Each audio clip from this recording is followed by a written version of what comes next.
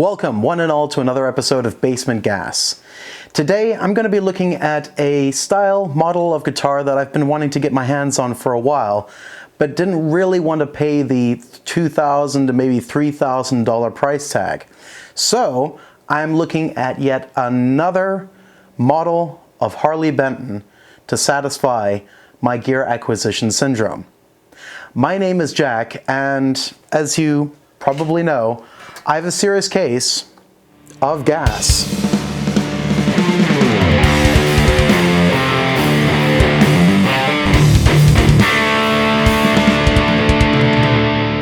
So on this episode, we're going to be looking at the Harley Benton SC Junior style guitar. So we're going to be doing an unboxing very quick, then we're going to be going through a mix style, so a rhythm and lead with some drums in the back so you can actually hear what it would sound like in a mix. Then single tonal examples going through my real JCM 800 into different cabinets, and then going into Kemper using maybe an AC 30 style, maybe something more high gain, maybe something a little bit cleaner, so you can just get some different tonal examples. And then we're going to be going into the setup, so how the guitar is actually set up, meaning the bridge, the fretwork, etc., something that I always do on all new guitars. And then finally, a summary.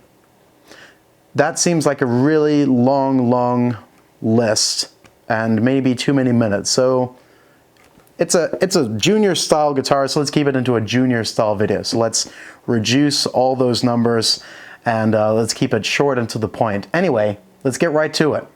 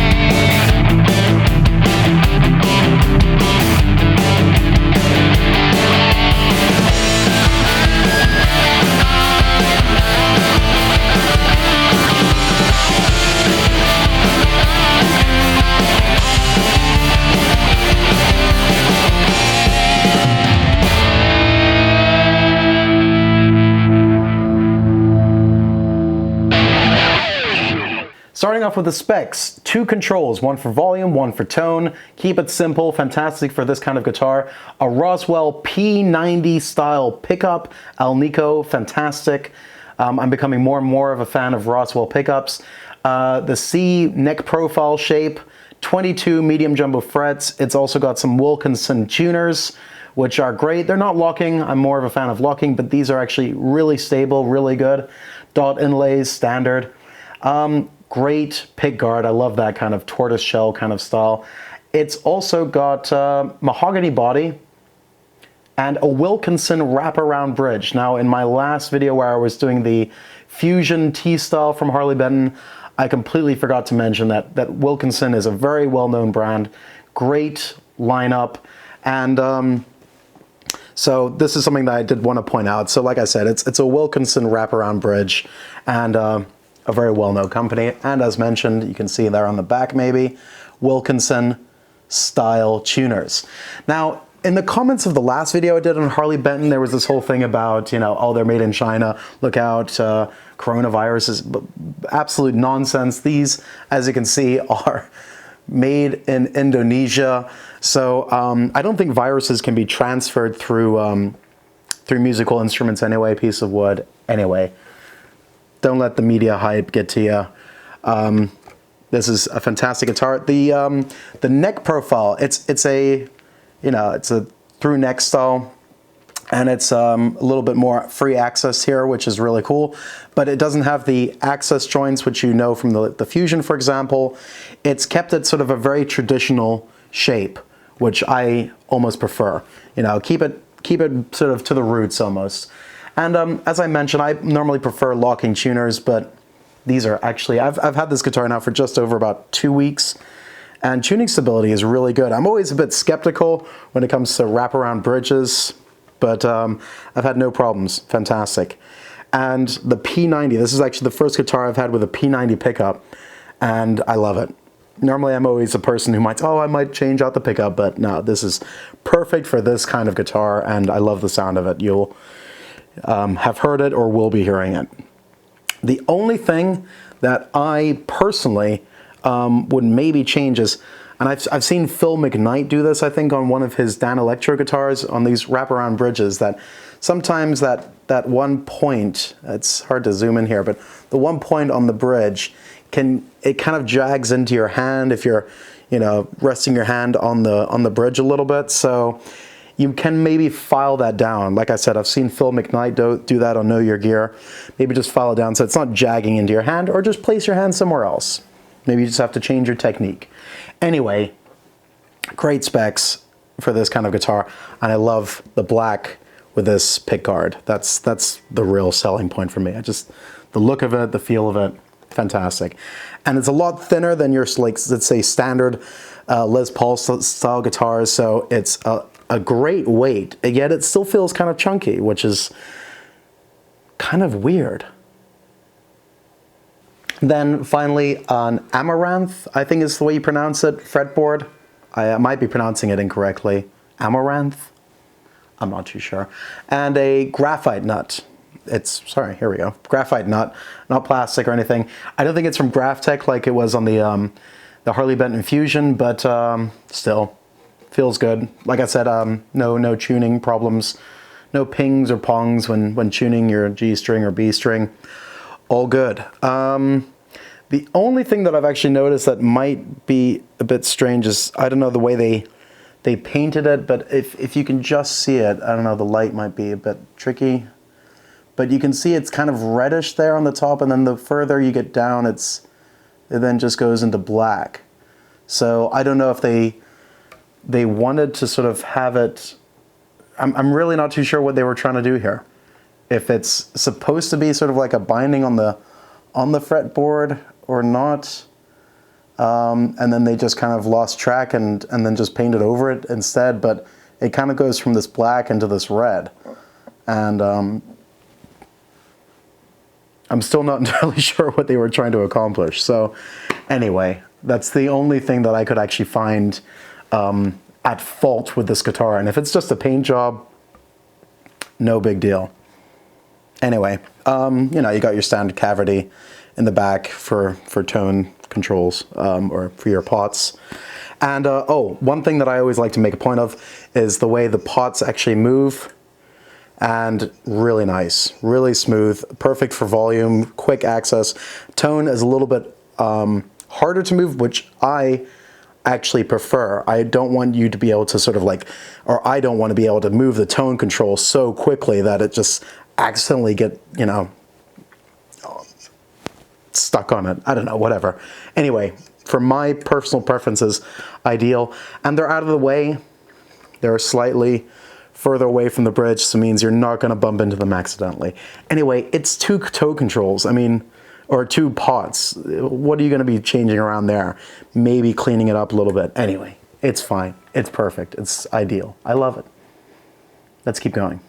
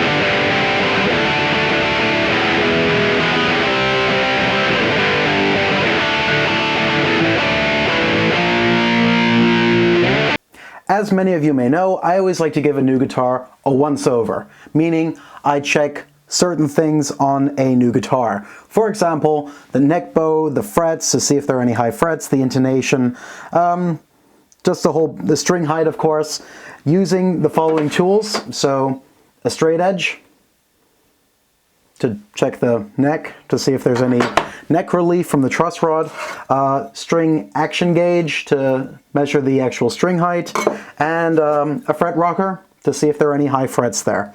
And last but not least, just a standard clip-on tuner just to go through the intonation real quick. So let's start off with the neck. So there's a tiny bit of neck relief, meaning it's bowed back a little bit, not front, back, meaning that there's obviously the string height is going to be a little bit higher towards the middle. That's actually fine. I'm getting used to that sometimes. Sometimes I prefer a straight neck, sometimes a bit of a bow. It's dependent on each type of player. But this, so far, the action feels really good. I'll check the actual string height right now on the 12th fret.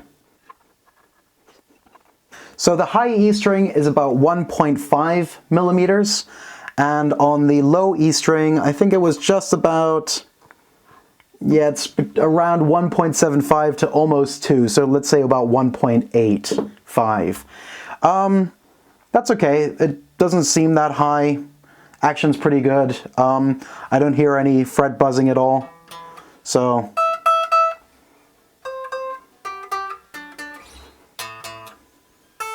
No fret buzzing.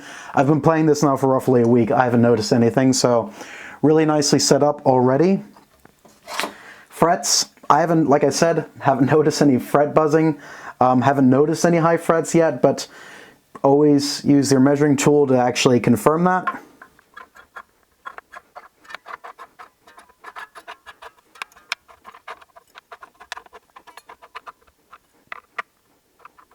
No real high frets that I could see, maybe something around the 17th, but it's so minimal, you don't even really notice it, so no big deal there. Frets all look good.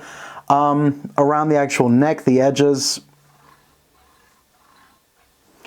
I mean, they're not, you know, completely rolled off, but it's nothing sharp. You're not ripping your hands open. I guess that's the most important thing.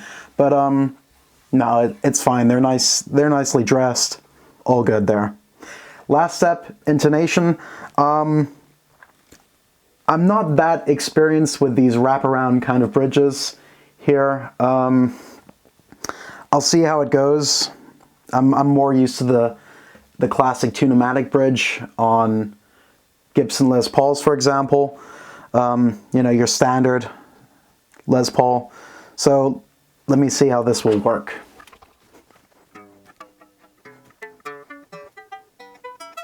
Okay, intonation is 6 out of 6, all good.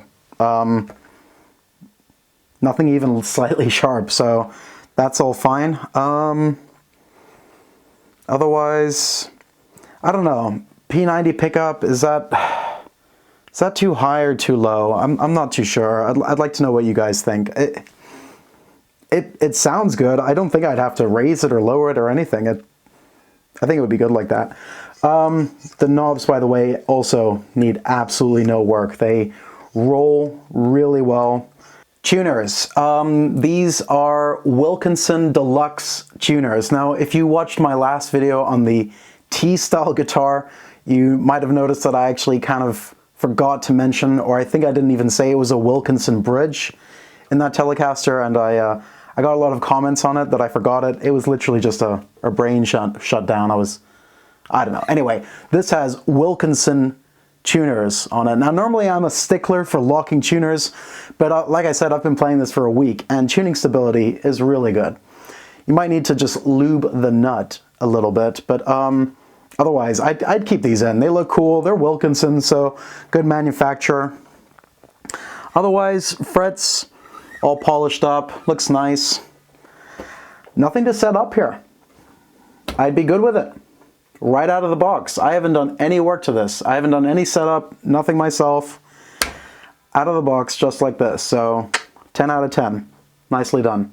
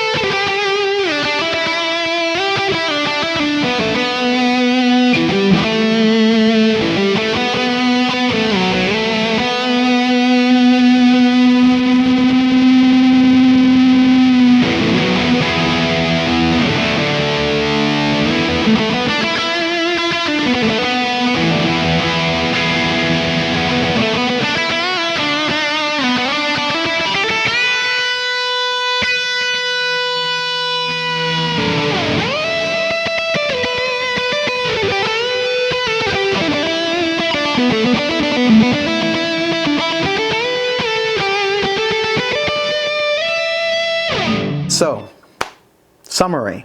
What can I say?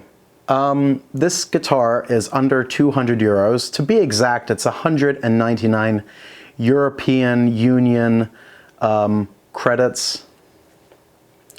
And for bang for buck ratio, this thing is top scale. This thing is really a 10 out of 10.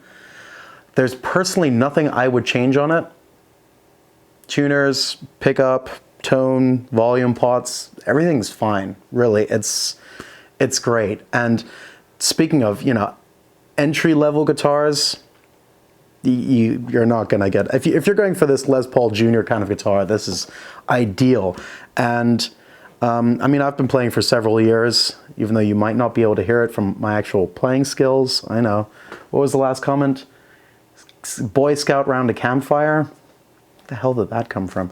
But this is, I'm going to be using this for some live performances, along with the Harley Benton Fusion. I don't know, I'm just becoming a real fan of these guitars, especially when I compare them to the almost too expensive Gibsons. Fenders are great, but Gibson is sometimes a hit or miss. And with these, so far, I have not been disappointed. So still, if you have not checked out the Harley Benton range, please do. As far as I know, Thomann, who distribute Harley Benton guitars, they ship worldwide. I'll put a link down to the actual page for this in the description. You can check it out. These just are, they're great. I'm going to check out some Harley Benton amps and pedals as well, because I'm just thinking if I'm going to be just replacing everything with Harley Benton. No, I couldn't do that. No, I like my TS9 Tube Screamer too much. Anyway, ladies and gentlemen, thanks for watching. If you like this, please like and subscribe to the channel. It's always a big help and support for me. And yeah, as you may know, my name is Jack, and I still have a serious case of junior gas. JG, junior gas.